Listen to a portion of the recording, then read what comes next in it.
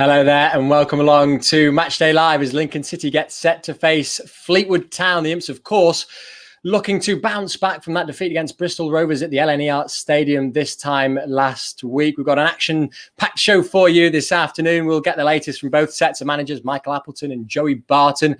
We're hearing from Lincoln City's newest signing as well, Robbie Gotts. Plenty more of that later on in the show. Of course, I want to hear from you this afternoon, so do get your comments and questions into the Facebook, Twitter and YouTube pages. I will, of course, be doing my best to read them out throughout the show. I want to hear your score and score predictions this afternoon, where you're watching Matchday Live from. And do get your questions in for Gary Hutchinson as well. And the aforementioned Gary Hutchinson joins me right now. Gary, it's felt like a long week, hasn't it? I think it always does after a defeat. Yeah, absolutely. I think when you've lost a game on a Saturday, you like to get back on the horse on the Tuesday and rectify things. It has felt like a long week, but doubtless there's been some good work put in on the training grounds to make sure we don't see a repeat of Bristol Rovers. Yeah, a long week, a busy one off the pitch as well. For all EFL managers, the transfer window has slammed shut. When Michael Appleton looks back at it, do you think he'll be pretty pleased with the business that he's done? Oh, yeah, absolutely. I think the transfer window as a whole, starting well back in the summer, I think the amount of work that's gone in has been phenomenal. When you think that he inherited an ageing squad, he started that work in January. But now when you look at, certainly with the COVID situation as well, he almost had one arm tied behind his back. I think in the last couple of weeks, we've seen an acceleration of the squad improvement. I think in the first part of the transfer window, he was looking at putting some players who were going to develop for the club. And then I think as things have wound down a little bit, he's filled in the holes, almost like wood filler on a wall, and picked up some quality loan players as well. So I think he'll be delighted with what's happened over the summer. Yeah, it feels like Michael has benefited massively as well from doing his business early. I mean, we had some brilliant transfer deadline days under Danny Cowley, and he made some brilliant signings at the last minute, no doubt about it. But this time, things have possibly seemed a little calmer off the pitch, and maybe the dealings have been done a bit earlier. Yeah, dare I say, I think there was a little bit more planning going into the final week. I mean, obviously, we talked about some great deadline days under Danny. We also had some very bad ones. I remember the Simeon Akinola debacle where we were trying to sign one player in the morning, Akinola at the end of the day, and it didn't work. Another one where we were expecting a big striker and Liangol came in and didn't end up playing any games, as with James Brown at Millwall. So I think to a degree there was an element of panic towards the end of some of our previous transfer windows. Now, Michael's not a man that panics at all. I think he always had a clear indication of where he wanted to go. I think when he got there with maybe a week or two to spare, he then continued to plan, what can I do with the rest of my time? But there was never any suggestion in my mind that he was going to be scrabbling around at 5 o'clock looking to bring somebody in. I'm thinking out aloud here. Which was the deadline day where we signed Michael Boswick, and we signed a couple of players on that? I mean, your website must have had, the hits must have gone through the roof. Yeah, that wasn't actually a deadline day. That was it felt like a deadline day. It was the middle of July. Dare I say, it was the 20th of July because I was in Cambridge for my partner's birthday. And I remember driving home and the news was breaking and my laptop's in the back of the car and I couldn't write about it until I got home. So there was a little bit of panic on my part, certainly. Okay, great. Well, you've corrected me there. I'm sure you'll be doing that throughout the show, no doubt about it. Let's have a look back at the Bristol Rovers game then.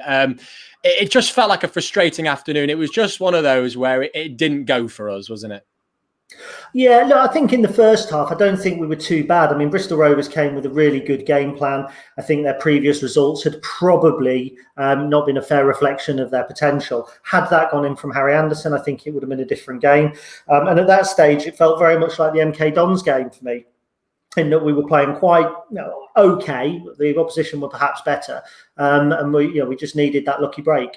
We got it straight after half time, and then this happens. And this is probably the most frustrating part of the game for me. Not giving away a penalty, not a red card. It's conceding so quickly after you've scored. And arguably, had Lewis Munster not had to go off with his injury, would he have been in a better position there, where he's behind Daly as he comes in? Would he have been in a better position to stop it? Potentially so, but at 1-1, we were still the home team. We should still have looked at bouncing back. But unfortunately, you give away what is a blatant penalty, and that's game over. Yeah, it was just one of those days for Adam Jackson, wasn't it? We know how good he's been this season, but footballers, especially in the EFL, in League One, they do have these types of days, don't they? Yeah, it happens to all footballers at all levels, I think. And also, I think there's also an element of when you've committed an error as a footballer, you want to rectify that. How many times have we seen Adam Jackson popping up on the edge of the area, looking to drive in, running with the ball? We haven't. And yet that's the position he finds himself sent off in. And again, if that effort there from Lewis Monsma, if that goes in at 2-2, we come away with a draw and everybody's happy. But I mean, for me, that's not a yellow card. I'm happy to be corrected. But you've made the referee make a decision, and it didn't affect the game. It just compounded the misery, I think. Yeah, I'm lucky enough to be in one of the executive boxes during the home games and sit just behind the goal. Obviously, Lincoln fans will know where I'd be situated. And it's interesting being close up and watching Lewis Monsma, because his movement in the box is quite brilliant, actually. It is movement of a number 9 whenever he is there. There is certainly no surprise to the fact that he already has 5-6 goals to his name this season, because he just pulls away at the right time. You think centre-backs, you think just getting right close to the goal line, but sometimes it's really intelligent stuff. Yeah, it is. Look, if Keith Alexander was managing him, he'd have 9 on his back right now, because Keith loved to stick a central defender up top. I think Lewis Monsma's a footballer, and I think when I say that, it's obvious he's a footballer, but he's better with the skills. And my dad always calls players like Gary Taylor-Fletcher and Peter Gain footballers, technically very good players. And you don't often see that with a centre-half, and it's going to be a serious string to his bow as he progresses through his career, because he has good close ball control. He can deliver a ball. He is spatially aware. He is really good with his positioning in the opposition box. Dare I say, there are times when he maybe needs to tighten up defensively, but that will come over the course of the next season or so. And he's a danger. You'd be fooled to bet against him scoring at any time. Let's get some of your comments then. As I said, do get your questions in for Gary, and I'll do my best to read those out throughout the show. Lindsay says, come on, Lincoln from Spain. Jackie Walker, up the Imps. Mark Carlisle, come on, the mighty Imps. Paul Dixon says, come on, Lincoln. Don't forget to enter the correct score competition on the Fans Player Scheme Facebook page. I've flagged up the Fans Player Scheme in the past. It's a brilliant scheme that the likes of Andy Helgeson and Paul Dixon in this case are helping along with. So please do have a look at the Fans Player Scheme if you can as well. Deborah says 2-1 to the Imps, watching from Scotland. Good to have you with us this afternoon, Deborah. And Paul Garner says, up the Imps from the Wirral. Good to hear from you, Paul. Okay, Gary, you've done your half-term report on your Stacey West website. Give us an idea for those that haven't read it. I presume it was full of positivity after what we've seen so far this season. Yeah, absolutely. I think the negatives in the positives and the positives in the negatives. And I think, we've had a great run of results. We're not the finished article by a long way. So the positive there is that we've been winning games without, in my opinion, kind of hitting our stride.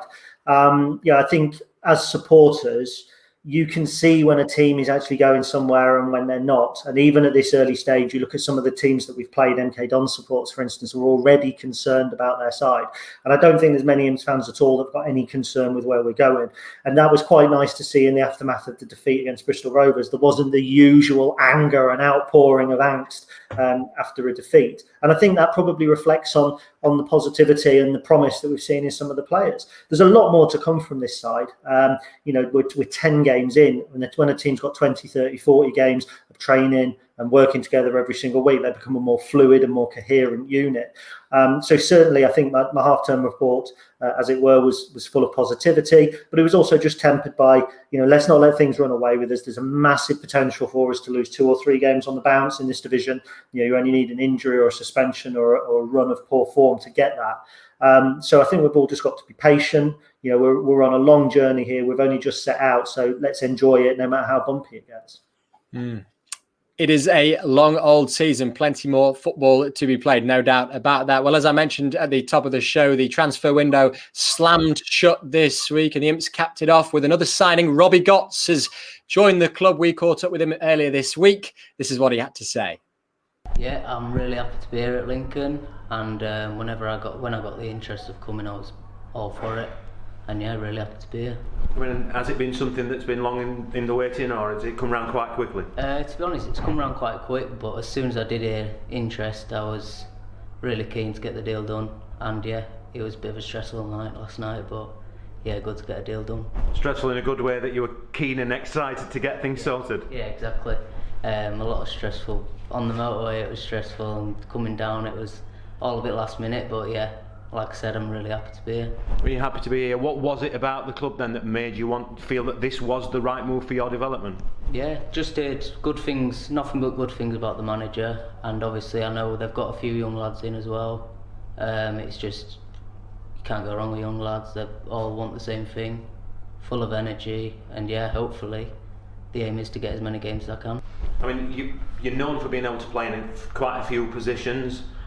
For people who aren't aware of what you can bring, what do you bring to the team? What do you feel is your best attributes? For me, I'd probably say bring good energy to the team. I like to play right back, and centre mid is probably my preferred position. I'd like to bring a lot of energy, get forward, also do the dirty work, get back, and hopefully maybe get a few goals if I can. So, what would your targets then be? First, obviously, break into the team, and then beyond that? Yeah, obviously, I know you've got to work hard to get in a team. You can't just expect to come in and walk in it, but want to work for that place and get regular game time. I mean, it's your first loan away from your parent club. You've been at Leeds all through your career. Yeah. How exciting is that to just have a different environment and have different coaching methods and see a different football club? Yeah, it just excites me, to be honest. I think now's the time is right to do it. I feel like I want to experience it. I feel like it'll be good for me on and off the pitch, and yeah, just living on my own. I haven't experienced that. I've just been comforted a bit, so really happy to get going. Yeah, new signing Robbie Gotts speaking to Terry Hibbard there. And Gary, he just looks delighted to be here, doesn't he? But this is a signing that, judging by the reaction from Leeds fans, he's going to be quite a player, Robbie. Yeah, absolutely. I mean, I saw some Leeds fans commenting that they expected him to come here, get first team football, and then go back there and knock on their first team door. Now, bearing in mind they're in the Premier League, that's pretty high praise. Look, the Leeds Academy and the Leeds Under-23 side has consistently promoted players into the senior team who have gone on to play elsewhere. Of Calvin Phillips, who came through, I think, also played for his country as well. So it's a really, really good academy. I think they play out of Thorpe Arch.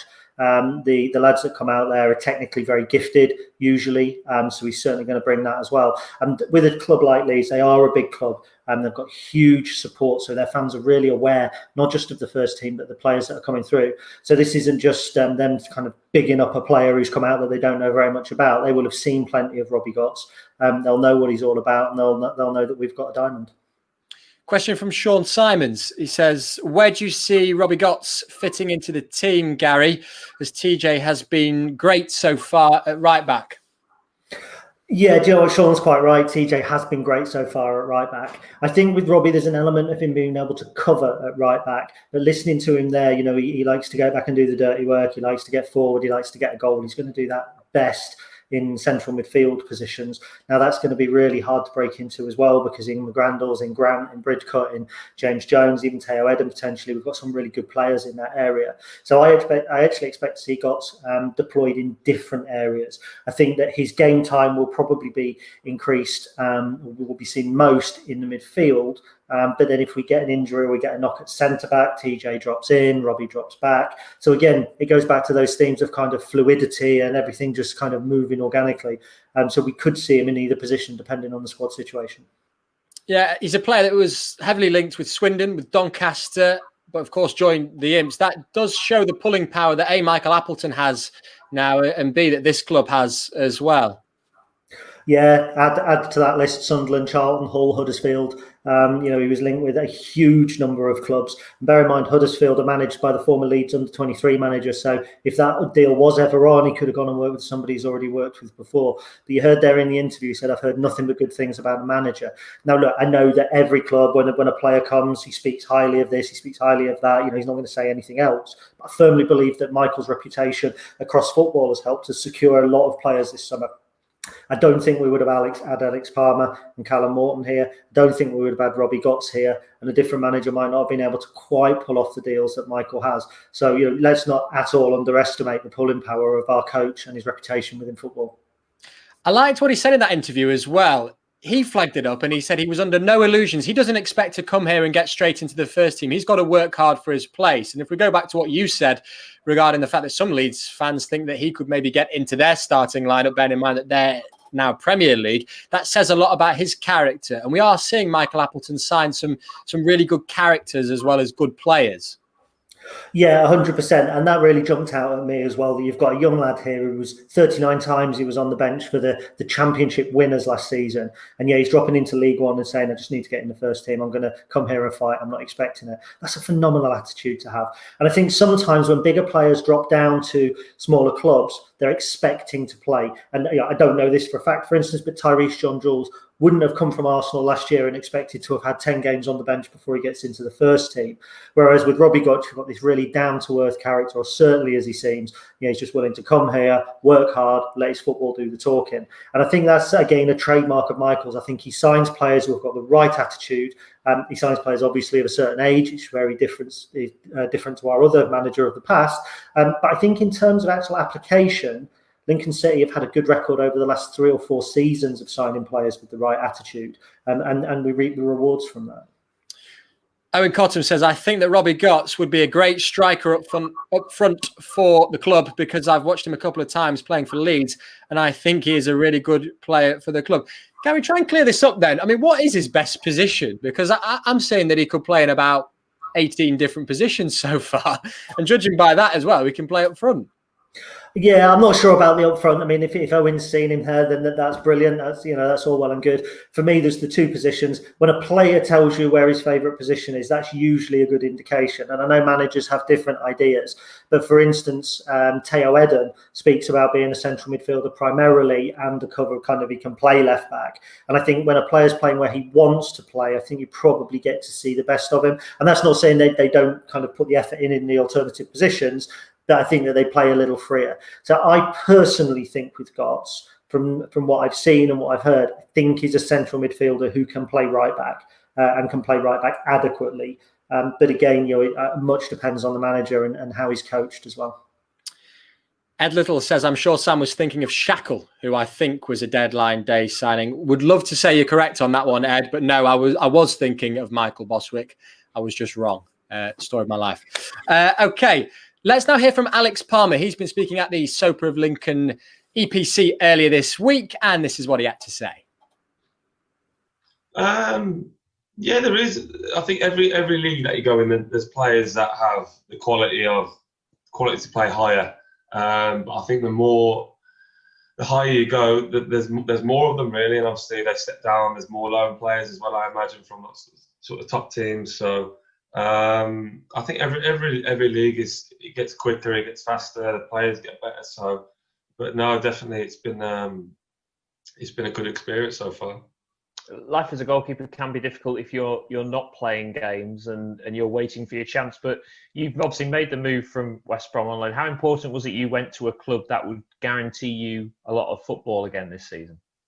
I think it was massive, really. I think it was a massive pulling point, because I could easily go somewhere and sit on the bench, and you're not getting any experience. Whereas I'm coming here and I'm hopefully, touch wood, playing all the games, and I know I've got goalkeepers pushing me below me, but I'm looking to play as many games as I can to get that experience. And I think if you come on loan and you're not playing or whatever, then it tends to get difficult. So for me to be here and now and sort of try and cement that number 1 position, it's massive for my career.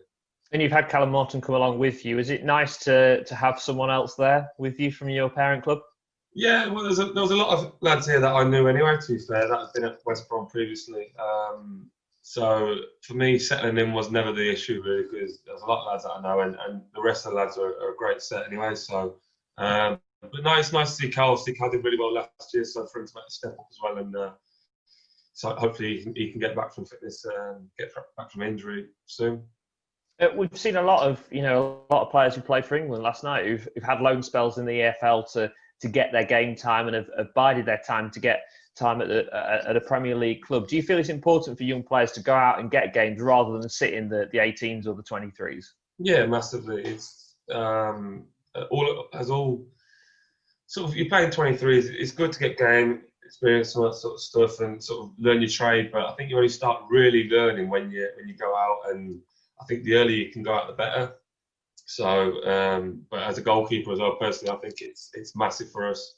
Obviously, at your parent club, there's not a lot of opportunities to play sometimes when you're growing up, coming up through the academy. So, but when you get on loan and you taste the other side of football, where it's not all sort of glitz and glamour, what you might see, it's proper football, and it's going in Saturday, Tuesday, and trying to win every game because they're all important.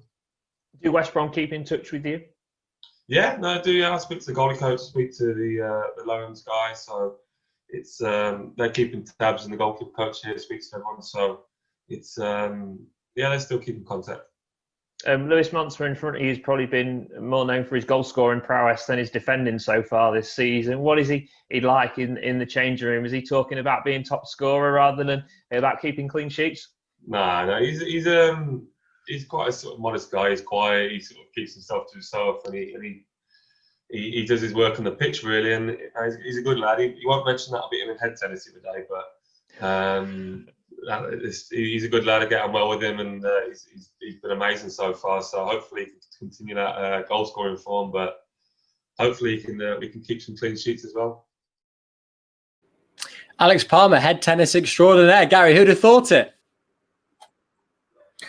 Yeah, it's interesting, isn't it? I hope he doesn't start doing it on a match day when the balls come in. I'd rather he uses his hands. He could just do everything, can't he? And he seems really settled here now as well. Yeah, I mean, I've interviewed Alex for one of the programs a couple of weeks ago, and what struck me was for a young man, he's very grounded. Again, he's realistic about where he is at the moment in his career. And when we talked there about going out and getting games, I think for young players, I know it seems a no-brainer, but you would imagine that there are some players that might be happy to be around the big game atmosphere, say at West Brom, and not quite be involved. But Alex Palmer's always proven over his career that he's willing to go out and get his hands dirty. I think he had short spells. And I may be wrong here, but I think it was Notts County and Oldham. They were kind of emergency loans. So where you've kind of gone out, you've had to adapt really quickly, and then you're suddenly taken away again. Obviously at Plymouth, he settled really well last season. And I think sometimes that's an element of football that fans don't always see as much of. They think, oh, this player's signed for us, he's going to do well. But, on a personal level, a player's got to come down, he's got to settle, he's got to be happy in what he's doing. And from what I understand, I think Alex is part of there's kind of a group of them that have moved here with their girlfriends, etc. And he just seems really settled, and we're seeing that, I think, in his performances. Absolutely. Okay, well, we've talked about some of Lincoln City's incomings so far throughout this transfer window. We've not talked about any outgoings. So, Gary, let's rack off a few, particularly that happened yesterday or over the past week or so. Let's start with Ellis Chapman then. He's gone to Cheltenham Town. Yeah, he has, and I know that there'll be quite. Ellis divides opinion massively. I think there are some people that were staunchly behind him staying at the club, and he's a young player, and we've developed him, and why hasn't he been given a chance? And then there's the others that say, well, he had a bit of an opportunity, and he didn't particularly thrive. He did okay. And when you look at the likes of Sean Rowan and TJ Ioma this season, you think actually they've raised the bar for young players. I kind of sit in the middle a little bit. I think Ellis has been a little bit unlucky. I think with the timing the new manager came in, I think Ellis's contract was kind of coming up, and Michael wanted to change some things, and I think everything got a little bit muddled. And let's be honest, Ellis didn't get a lot of game time under Danny Cowley. We were told how exciting he was. We were told what a great potential he had, how he was going to make us loads of money, and then he was sent out to Chesterfield and played here and there occasionally.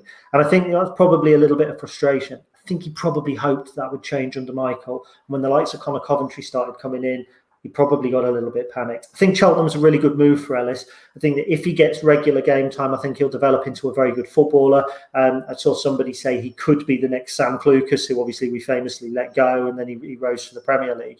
I can certainly see him being a regular in a League Two and a League One side as he is now, and then how he develops is up to him. I get the feeling with Ellis that when he eventually finds a team that whether it is Cheltenham Town or whether it's someone else that he settles into, he really will flourish. You mentioned Sam Clucas there. And actually, if with quite unique individual players like that, once they do find their niche or their team that they really get along with, they become excellent players. And it would be no surprise, would it really, if we saw Ellis Chapman actually do really well in the Championship with someone else? It just didn't quite work in the here and now. Yeah, absolutely. Look, potential is all well and good at 19, but it's all about how you apply yourself, the hard work that you put in. I don't think there's any doubt about Ellis's ability. I don't think that's in question, but he needs to find a niche within a side. So therefore, he can't be just dropping in for 15 minutes at the end of this game, occasionally playing left back. The best football of his career came where I think he was playing left wing back at Chesterfield. That's because he was getting regular football. He knew what his job was. He knew his role, and he was able to prepare for that every single week. I think also there was a little bit of pressure on him here. I think because he was, the local boy done good, the local hero, and obviously his dad was linked with the club as well, and he's kind of one of our own, and the press conference with Lee Frecklington, all of that, I think kind of built him and put him on a pedestal that then in actual fact he found it quite hard when given game time to raise to, because he didn't particularly have bad games for Lincoln, but he didn't have those games where you go, he's a right talent. And I think that that's probably a little bit harsh on him. I think it reflected worse on him than it should have done. And I just think being away from Lincoln and getting regular football where there isn't that pressure is probably the best thing for him now. Aaron Lewis has also left the club, Gary. A player, I guess, who suffered at the hands of just being up against some really good fullbacks that are doing really well at the moment. Yeah, absolutely. I think with Aaron, he's kind of been a fan favourite on the back of two performances, which was obviously Everton in the League Cup and then Accrington, where he came on and scored and made a goal. But it's never really quite worked for him here. I think he struggled a little bit with niggly injuries. When I chatted to Michael, there was times where, he would have played more games last season, but on the Tuesday or Wednesday, he picked up something in training, which was a niggle, and then that kind of put Neil Eardley back in. And then I think this season, potentially he should have been our first choice right back, but TJ Ioma has come in and done really well. Lewis Monsmer's settled quickly, which has meant that the centre-back positions have been tied up, because obviously we're always going to have a Joe Walsh or an Adam Jackson next to him. So it's been really tough. Let's not rule out also the impact Alex Bradley's had. I think everyone thought Alex Bradley would go out on loan. He's played a couple of games at right back pre-season. I think in the EFL Trophy he had a game there, and he hasn't done badly. And all of a sudden with Robbie Gotts coming in, you've got 4 players that can play right back. It stands to reason that one of those needs senior football. And I think with Aaron, if he's going to be playing regular League 2 football, it's do or die for him. But it's only till January, so he could come back fit, raring to go like a new player for us. Jordan Adebayo-Smith also left earlier this week. A young player, still someone that's risen up through the Lincoln City Academy, someone that's done quite well at Gainsborough as well. Your thoughts on that one? Yeah, I think with Jordan, he had 2 opportunities last season to go out on loan and make a real name for himself. Didn't work out for him at Boston, didn't do badly at Gainsborough, but didn't stand out. And bear in mind, Gainsborough, I think the National League South one or the one below that, not North, I'm not quite sure, but I think they're the level below Boston. And I think it was always going to be tough for him. Look, he was given an opportunity in the friendly against Scunthorpe. He came on briefly. I thought, he's quick. But is he now young League One potential? Had we not been promoted, were we still a League Two player? You might have looked at Jordan and gone, actually, there might be scope for him to come in here. We'll send him out on another 6-month loan. But when you look at the calibre of young players that we've got, and I'm not talking just about ones we've loaned in, I'm talking about the likes of Hayden Cann coming out of the academy. I'm talking about the likes, obviously, of Sean Rowan coming out of the academy, some of the other players that are still in the academy. And you just wonder if perhaps Jordan's time to be part of that has gone. And it is a crying shame because, 6 months, a year ago, we were talking about Jordan and Ellis being the great hopes coming out of our academy. And now they've moved on and we've actually moved on as well. So I wish him all the best. I think he'll be more suited to a National League side for his development. And he could be like the boy Tishmanga that was at Boston, who kind of dropped right down and then came back and is now back in the Football League. Hopefully for him, he will. Yeah, absolutely. And good luck to all the players that have departed Lincoln City this transfer window and, of course, over the last week or so. Right. It is now 2:00, which means one thing and one thing only. It's time for today's team news.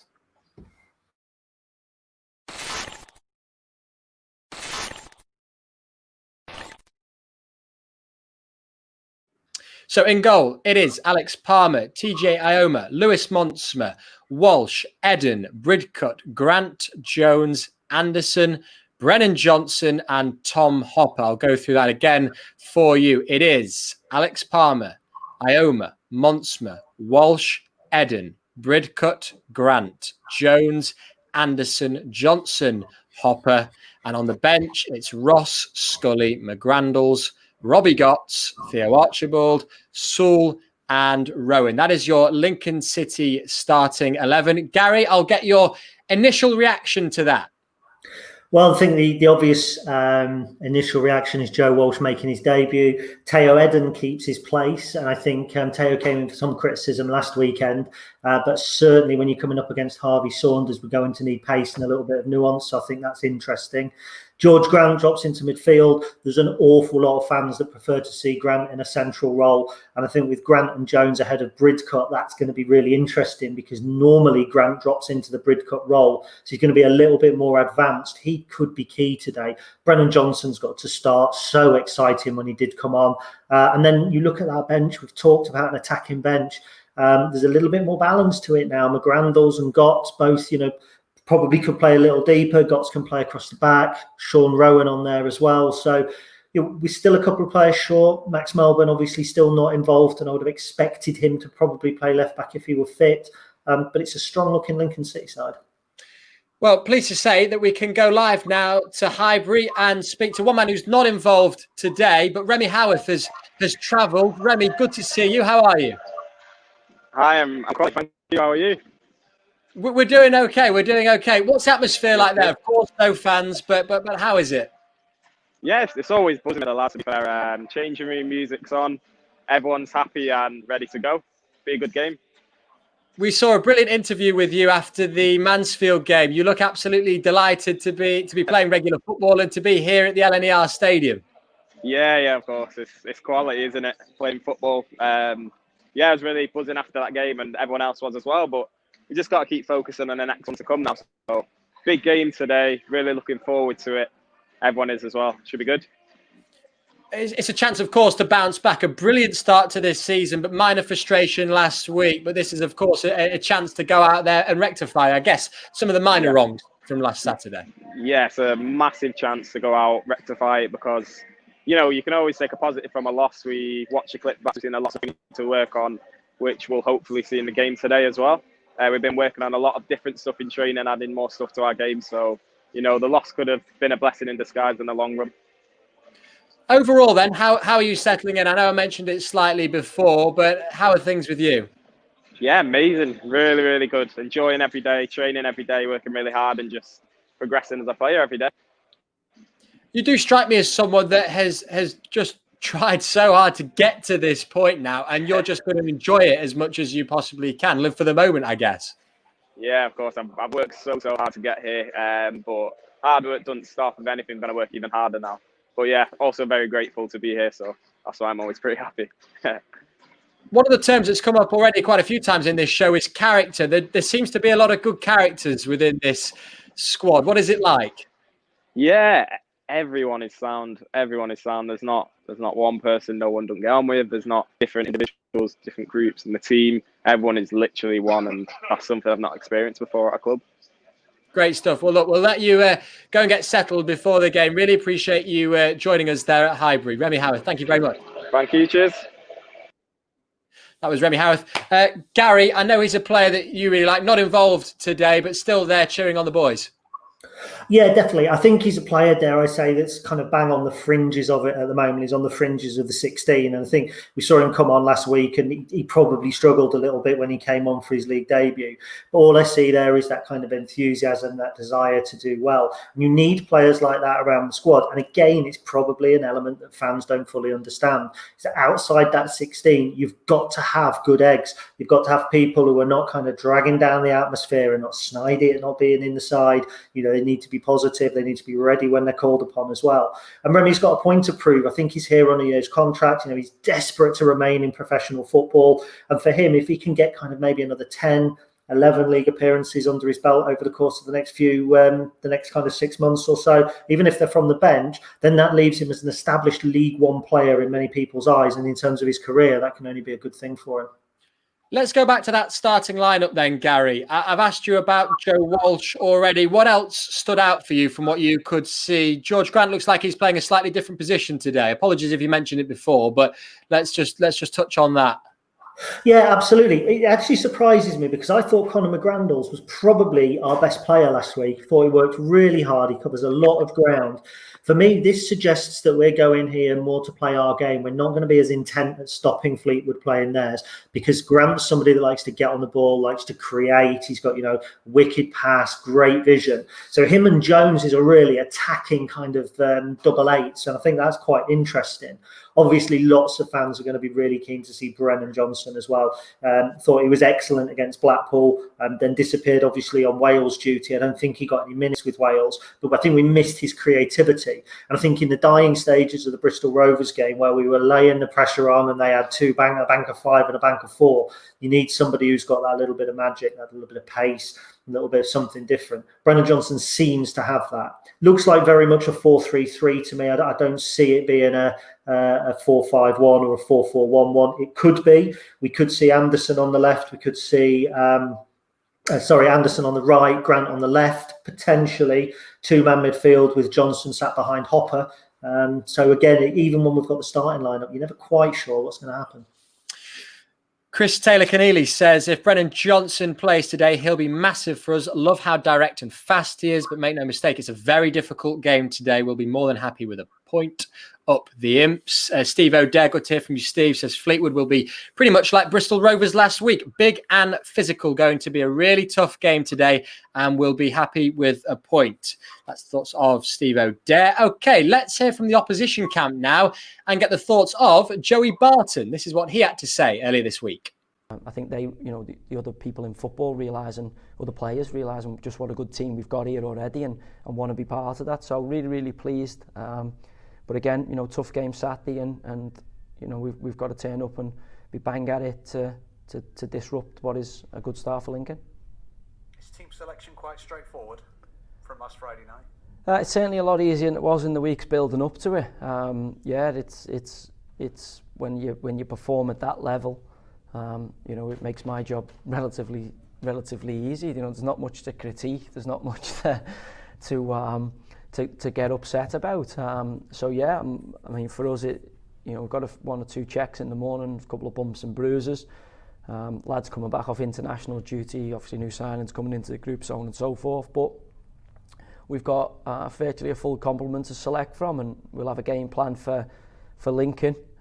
It might be the same as Friday night. It might be slightly different. We'll find that out Saturday. But yeah, look, we've got everyone available and chomping at the bit. Confidence is high, as you can imagine, after that resultant performance, and ready to get back in our stadium and get some more points on the board. Sounds pretty confident, doesn't he, Gary? Yeah, he does. I think that probably is a mark of Joey Barton, isn't it? I think he's a confident individual. He's obviously a Marmite individual. Personally, I quite like him. I like the fact there's characters in football. I also like the fact that he's gone in there. Nobody expected him to do well. And he's quite right. He's put together a really good-looking Fleetwood side. Steve Adair said they'd be quite aggressive and strong. They will. I'll tell you something, these boys can play a bit as well. And come May, there's absolutely no doubt in my mind that they'll be in the top 6. Finish above Fleetwood, you've had a good season this season. Yeah, I go along with that. Okay, so we've heard from Joey Barton then. Let's bring in a Fleetwood fan. Ben Knapman joins us from Cod Vlogs. Ben, great to have you on this show. Thanks for joining us. What have you made to your side start to the season? Well, it was a difficult start. We got off to a perfect kind of season where we were winning games of football. We beat Barton, we beat Wigan from 2-0 behind. And then Peterborough away was a fact where we were 1-0 up in till the last minute, and we lost 2-1, and they scored 2 late goals. And then we were unlucky against Wimbledon and Rochdale, but we had so many young players out of position and learning on the job, which will be good maybe for later on in the season if they need to be thrown back in again. But again, we brought reinforcements in now. We beat Hull, so 2 wins from 5 isn't too bad. Ideally, would have liked more, but again, teams at the start of the season haven't really started the best and still got promotion. I always look at Sheffield United. They only got 1 point from the first 4 games a few years ago, and they went up with 100 points. So who knows? It's going to be a very difficult game today that I expect such a very tough physical side and who are good at playing football. So it's going to be a difficult one today. You've signed Callum Connolly on a permanent deal, a player that was on loan with you, a player that was on loan with Lincoln City previously as well. What have you made of him so far? Yeah, just a loanee for now, but his contract runs out at the end of the season, so I'm hoping to get him permanently. Top player, like him. I like the way that he puts his body about. He's versatile. He'll give everything. I think he was bleeding after Wickham away because the ball was flying in the top corner and he dived to save it with his face. And that's the type of player I like. He played right back, centre half, CDM, central midfield for us last year. Versatile, energetic. So very happy with that signing. I was praying out for it. Never thought we'd get it, I'll be honest. But it works out for both parties. Everton won't be playing him this year. He needs loan. He needs football. We want a good player. So I'm just buzzing that we managed to sign him on deadline day. Let me bring Gary back in as well. Gary, what can you remember from Callum's time at the Imps? 11 appearances, I believe, that he made?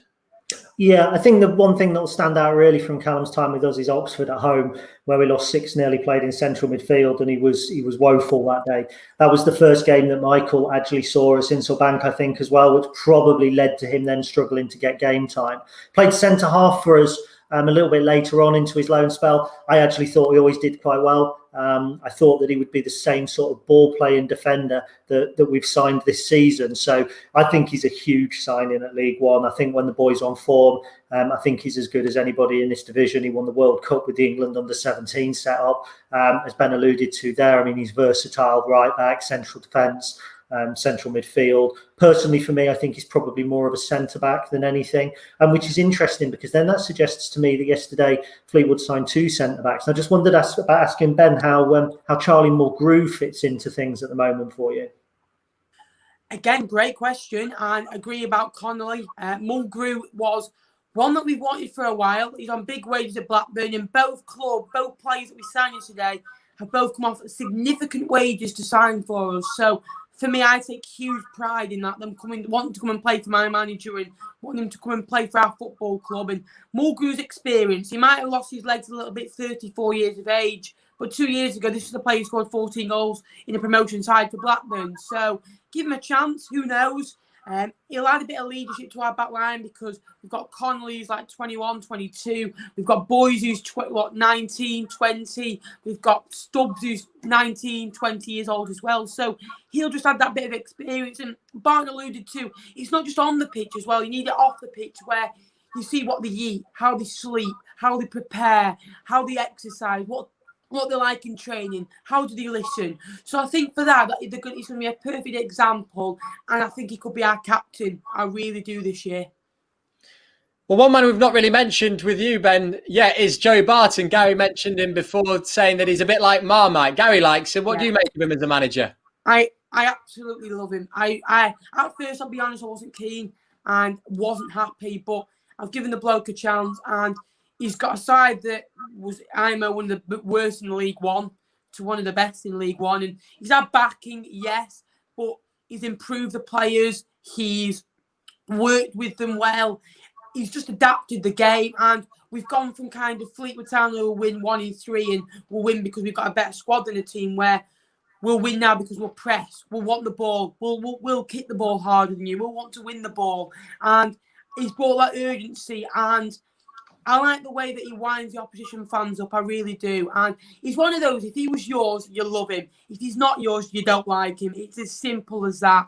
And if he was at Portsmouth, would I like him? I don't know. But a very intelligent guy, and I promise you this, I'm going to put a statement out. He will manage in the Premier League in the next 5 seasons. I've never been so much certain of anything in my life. Well, there you go. And Ben, you know your stuff as well. I've had a look at your channel. The channel is Cod Vlogs. That's right, mate. Good amount of subscribers as well. And you cover not just Fleetwood, but the whole of League One. Watched a few of your videos. I'm going to ask you a couple of questions. You had Lincoln City to finish. Can you remember where you had the Imps to finish this season? About mid-table. It was 11th. Yeah, that's about it. Give you a chance to change that, bearing in mind that we're in the automatic place at the moment. I would change that. And I've now seen a couple of your games and watched a bit back. I've said it very often. George Grant, midfielder for you. A bit like Callum Camp's a goal-scoring midfielder. And he's already scored, double the amount of goals as he did last year for you. He's a very good player. Scores goals at League One. Again, been in a lot of good academies over his career.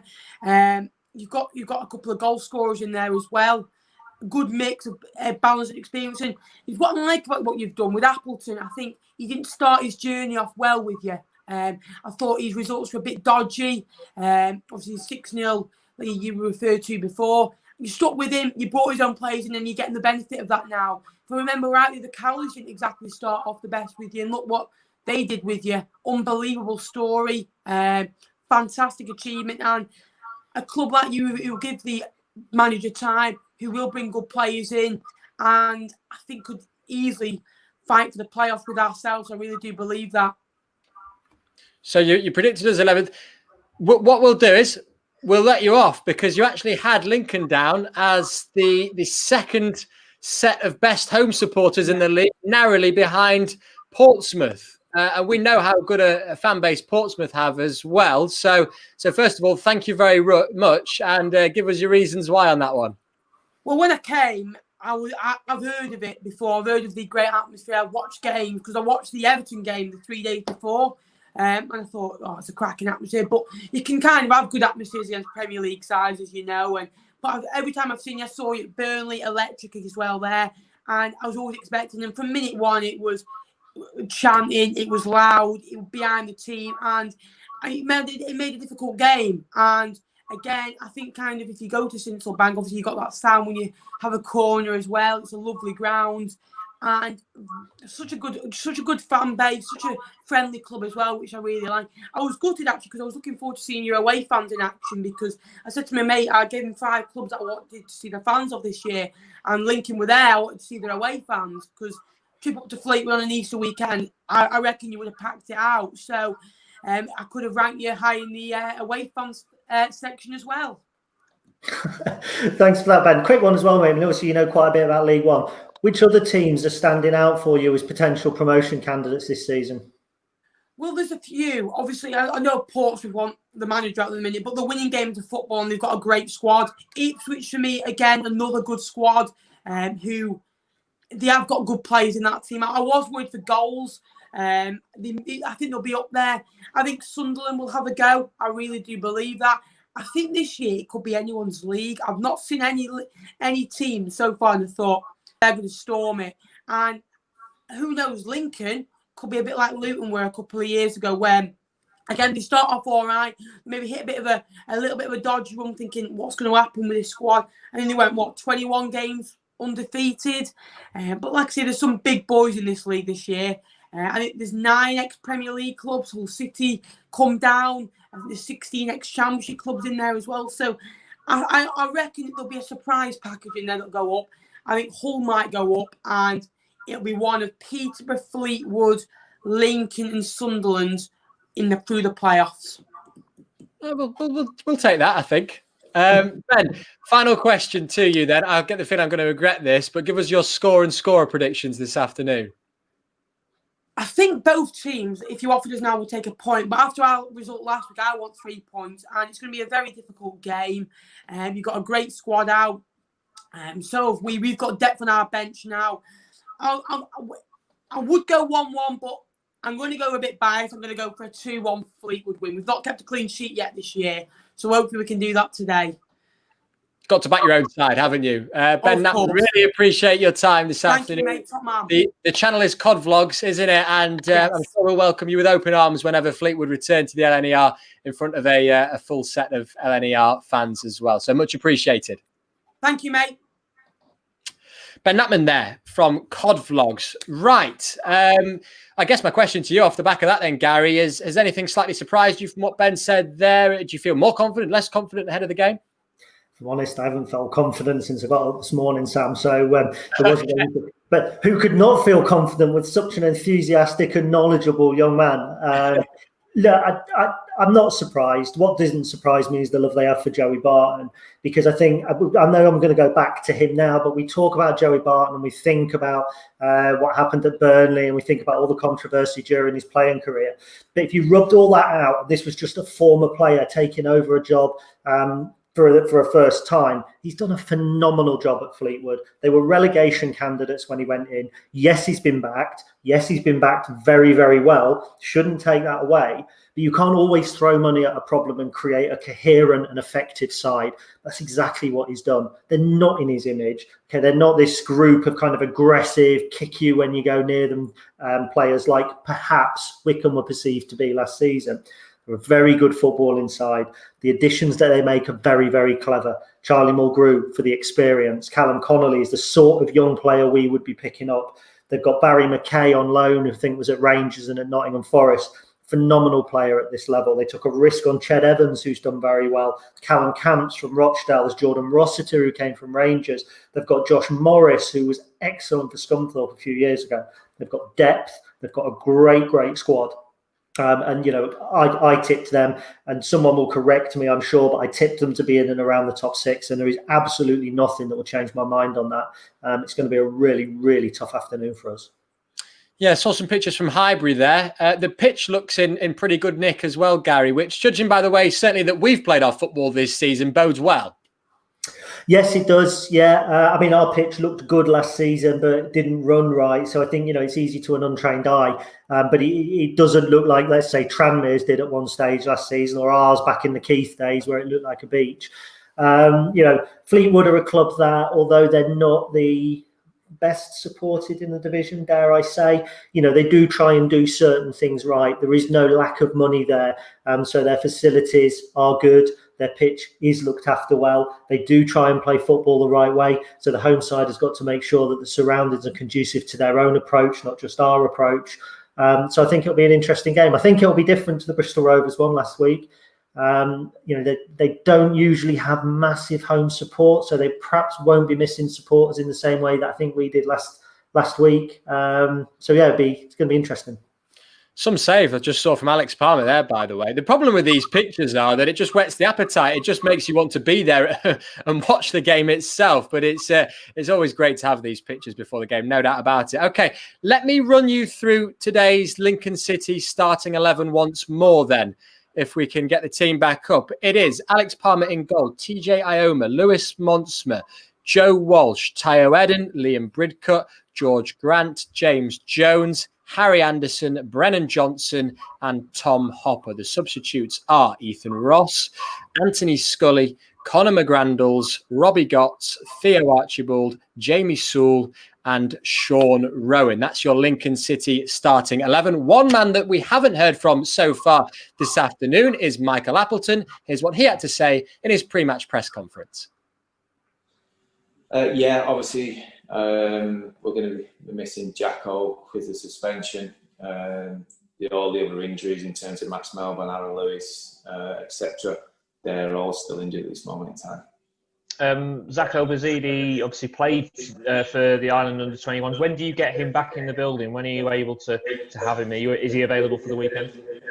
Yeah, we were available for the weekend. He'll be with us tomorrow. Obviously, I'm guessing he got tested yesterday. That's part of the protocol. Obviously, like to go out on international duty, they get tested on their return, and obviously he won't be allowed back into the training ground until we get a negative test. Harvey Saunders has been flying for Fleetwood this season. Just how do you stop a striker that's in such great form? Yeah, I mean, I think he's got incredible pace, hasn't he? I think we've all seen that. I think you've got to, try and stop the supply chain to him, which is not as always easy as said, because they've got some very, very good experienced midfield players at Fleetwood.